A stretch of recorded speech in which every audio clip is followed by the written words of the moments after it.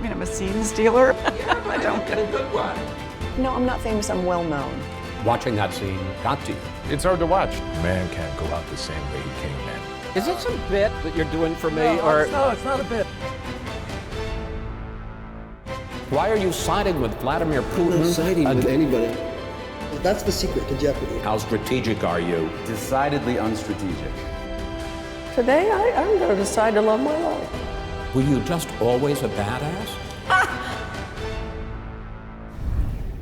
You came out with your latest album this summer called World Music Radio, and the whole idea seems to be to surpass, tear down the barriers between countries and inside music. Music is put into these categories, right? It's almost like little countries, genres. And I find that with music, that's not as productive. There's a little bit of of something that marginalizes artists when you're thinking, oh, I have to place my music in this way or create it in this way in order for it to fit into the market. Well, for thousands of years before that, music wasn't categorized in this way. So can you show us how you can break a barrier, a musical barrier, go from one genre to another? Yeah, of course. I mean, we were just messing around, being that we're at Julia, Beethoven,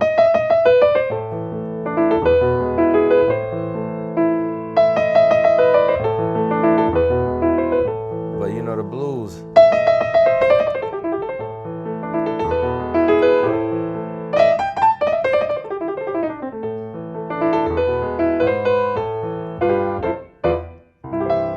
Gospel.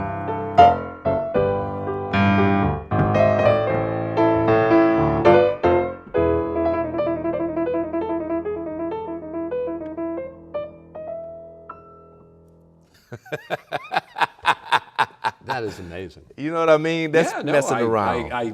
I understand it intellectually, but now to see it, to hear it, to feel it. Once again, it's time to get our group's yay or nay on some big talkers. Up first, don't forget to fall back tonight. Once again, at 2 a.m., clocks roll back 1 hour to standard time, which means you'll get an extra hour of sleep. But not everyone likes the switch. At least 30 states have considered passing laws to keep daylight saving time year-round. Arizona and Hawaii stay on standard time. And in Congress, Florida Republican Senator Marco Rubio introduces a bill every year to get rid of standard time across the country, but the bill never goes anywhere. Raihan, are you yay or nay on daylight saving time? I'm yay on keeping things exactly as they are. Back in the 1970s, there was an experiment with rolling back this switching the clock. And basically, it was a disaster. It caused all sorts of productivity mishaps and what have you. Just let's not mess with something that's working just fine. Let's stick with it. Tara, how do you feel about having to get up at 2 o'clock in the morning? I've never understood why you couldn't get up at 8 or 9. You're not gonna... Getting up at 2 in the morning to put your clock back. This is the only time you hear it on my mouth, but I agree with Marco Rubio on this one. It's ridiculous and confusing, and it doesn't really matter. I'm going to be getting up anyway early because my 3-year-old there's electric clocks that do this automatically now. You don't have to wake up. This is my dad joke, and I say it every year, and it's a tradition that I make this stupid joke. Right. My family finds it as entertaining as all of you do. Yeah, we'll get you an Apple Watch. Next, the sports statue everyone is talking about. This week, the NBA's Miami Heat unveiled a statue of the team's legendary player, Dwayne Wade, which shows Wade celebrating a big victory, and fans immediately got heated, with most pointing to the statue's face, which they say doesn't look anything like their beloved star. Instead, many say it looks more like actor Lawrence Fishburne in the movie The Matrix. TNT's Charles Barkley gave his take. If you made an ugly statue, that's what it would look like. That thing's awful. The statue was so bad, they had to put all his stats behind it so you know who it was. But Wade doesn't seem bothered, calling it an artistic version of a big moment. Lulu, are you yay or nay as a resident of Miami on Dwayne Wade's statue? So first of all, yay on the statue because we gotta love the Heat. But secondly, absolutely yay because, everything is an artistic interpretation. That was the artist's interpretation. And so it was lovely. This isn't the first time this has happened. Check out this airport bust of soccer great Cristiano Ronaldo, which was so reviled by his fans, they had to replace it with this new one. Kristen, where are you on Dwayne Wade's, quote, likeness? Why are we as a society so bad at statues these days? Maybe we need to make art great again. I'm a nay on this. I'm pro Dwayne Wade, but this statue is bad. Put me down with Charles Barkley. Finally, art lovers are going bananas over a viral work of art named Comedian, which is just a banana duct taped to a wall. Seriously, folks, it was first sold for $120,000 in 2019. Now, it's back up for sale and expected to go for, wait for it, as much as $1.5 million. The bidder with the most appealing offer will go home with a banana, a roll of duct tape, and instructions on how to install the art. Kristen, yay or nay on the $1 million banana? No, this is very connected to my views on the last issue. I am so reactionary on this. Make art beautiful again. I also want to know, how do they keep that banana from rotting? As the parent of a toddler, we have bananas in our household. They do not stay good for a long time. Well, it's a very good question, and I happen to have the answer. Let me make it clear. The banana has to be replaced every 2 or 3 days because bananas, as Kristen said, rot.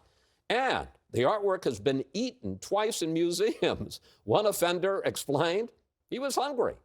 Kara, are you buying the banana? No. Ridiculous. It's so silly. I don't even know what to say here, Chris. It's just except for you.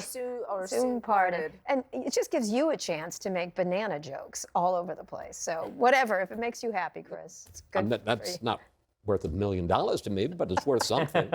The panel is back with their takes on hot stories and what will be in the news before it's news. That's right after this break.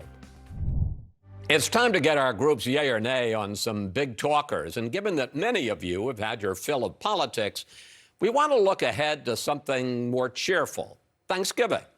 So up first, holiday travel. There's now a plan to stop those overeager airplane passengers who cut the line and board before they're supposed to. American Airlines is testing new technology at 3 airports, which sounds an alarm if a passenger tries to board ahead of his or her assigned group.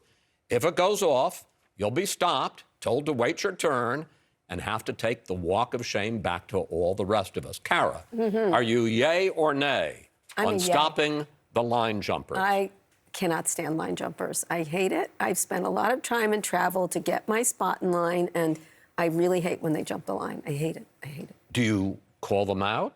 Yes, I'm like, what are you doing? Yeah, I do. I shame them myself, and I sit there and stuff. So they don't need an alarm, or maybe the alarm should be your voice. The Kara alarm. Like, what are you doing? How dare you? So, Ryan, American is purposely not telling people about this alarm, although we now have kind of broken the secret, so that they actually hear the alarm and are shamed. And they say that about 1 in 10 passengers turns out to be a line jumper, at least in this experiment at these 3 airports.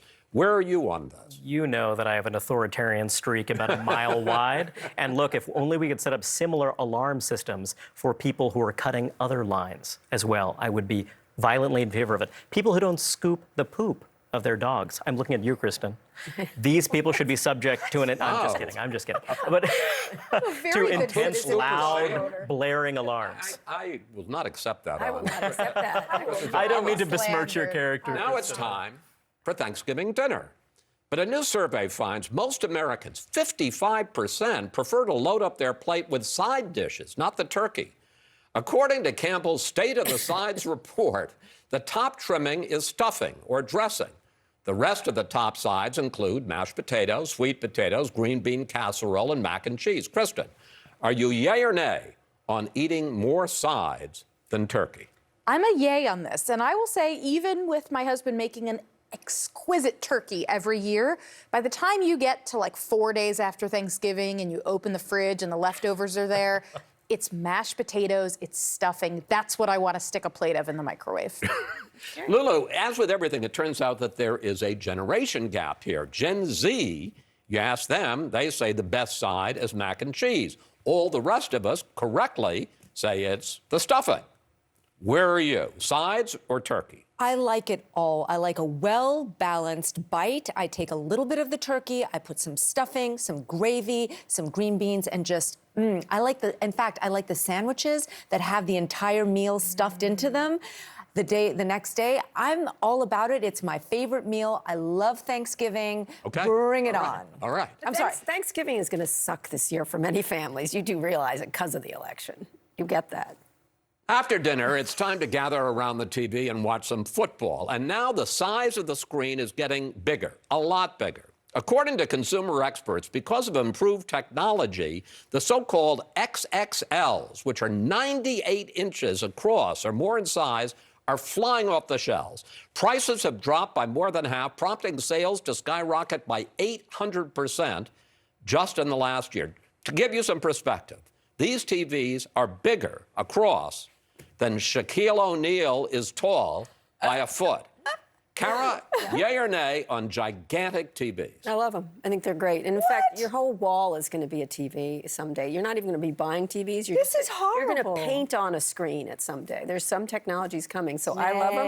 You're going to have a wall of everything. It's going to surround you. So I just have to tell one quick story, which is that one time my wife and I were out looking for TVs, and she said, honey, is that one too big? And I said, darling, there is no such thing as a TV that is too big. There you go. The panel is back with their takes on hot stories or what will be in the news before it's news. That's right after the break. Before we go on my last show with the gang here, I want to take a moment to look back at some of the fun we've had along the way. In addition to strong disagreements about serious issues, we've had some dancing, lots of eating, and some questionable eyewear choices. Hi, Chris. What's up? Kara, I'm going to start with you, and be gentle, I because know I am wearing the Swiftie bracelet that you gave me. You know what? Olivia Rodrigo's music is way, way better. Good. And, you know, the song Ballad of a Homeschool Girl. It's wonderful. It keeps you cool. It kind of looks hip. Here we go. We got props today. Let's give it a try. It there feels you go. great. There you go. And what are you wearing for Halloween? I think I'm going to go as somebody who I was very scared to meet the first time. And Lulu has chosen to join me as well. We're going to make Kara Swisher the most popular Halloween costume. You know what's worse than one Kara Swisher? 3 Kara Swishers. It's time for a taste test. Everybody, Oh, you're going to make us do this? No. Cheers. all right. This is Dr. Pepper. Cheers. Pepsi. Oh, God. Don't you guys love the Snoopy dance, just from the shows where they were just kind of dancing?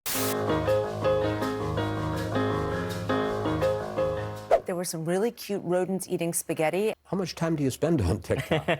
None of your business. All of my polling actually has it reversed. You To say poll on they this? prefer. Yeah, Oh, yes. I poll on everything.